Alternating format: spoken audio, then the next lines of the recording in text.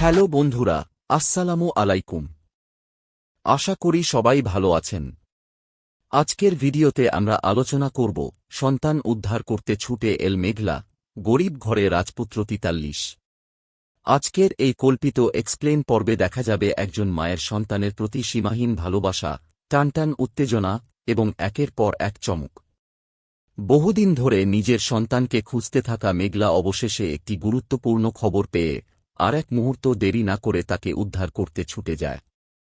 পর্বের শুরুতেই দেখা যায় মেঘলা হঠাৎ একটি অজানা নম্বর থেকে ফোন পায়। ফোনের অপর প্রান্ত থেকে একজন জানায় যে তার সন্তান একটি নির্জন বাড়িতে রয়েছে। প্রথমে বিষয়টি বিশ্বাস করতে না পারলেও পরে কিছু গুরুত্বপূর্ণ তথ্য শুনে মেঘলা নিশ্চিত হয় খবরটি সত্য হতে পারে। মেঘলা সঙ্গে সঙ্গে অনিককে ফোন করে সব ঘটনা জানায়। অনিকও কোনো সময় নষ্ট না করে পুলিশের সঙ্গে যোগাযোগ করে। কয়েক মিনিটের মধ্যেই একটি বিশেষ টিম প্রস্তুত হয় এবং সবাই মিলে ঘটনাস্থলের উদ্দেশ্যে রওনা দেয়। অন্যদিকে যে বাড়িতে শিশুটিকে রাখা হয়েছে সেখানে অপহরণকারীরা বুঝতে পারে পুলিশ তাদের খুঁজে বের করেছে।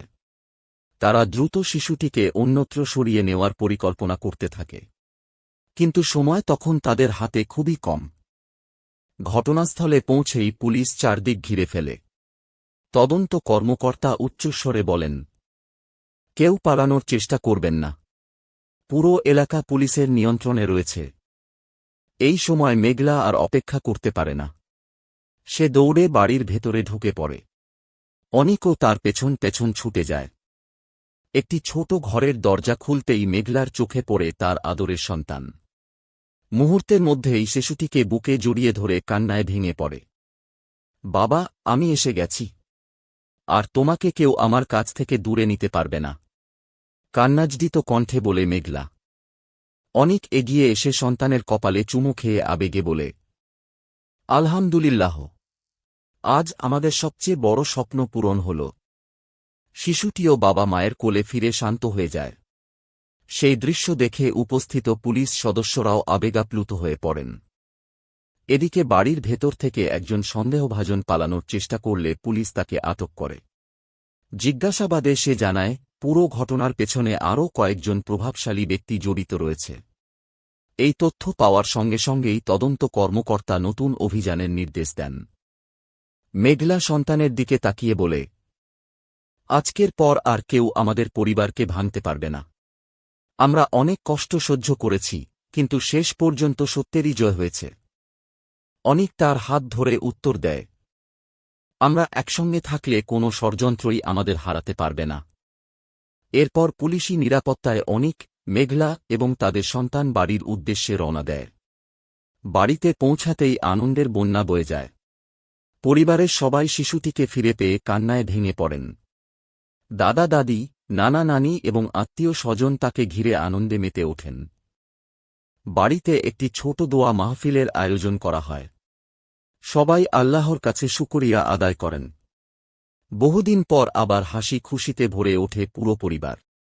কিন্তু গল্প এখানেই শেষ নয়। ঠিক তখনই তদন্ত কর্মকর্তার ফোনে একটি নতুন তথ্য আসে।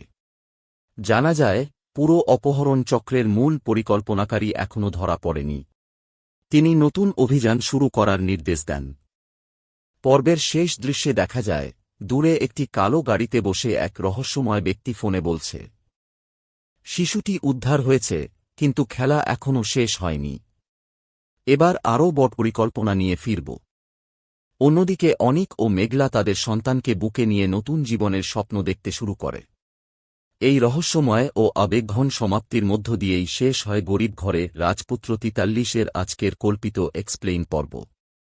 ভিডিওটি ভালো লাগলে অবশ্যই একটি লাইক দিন, বন্ধুদের সঙ্গে শেয়ার করুন এবং গরিব ঘরে রাজপুত্র এর নিয়মিত রিভিউ, এক্সপ্লেইন ও নতুন আপডেট পেতে আমাদের চ্যানেলটি সাবস্ক্রাইব করে পাশে থাকা বেল আইকনটি অন করে রাখুন।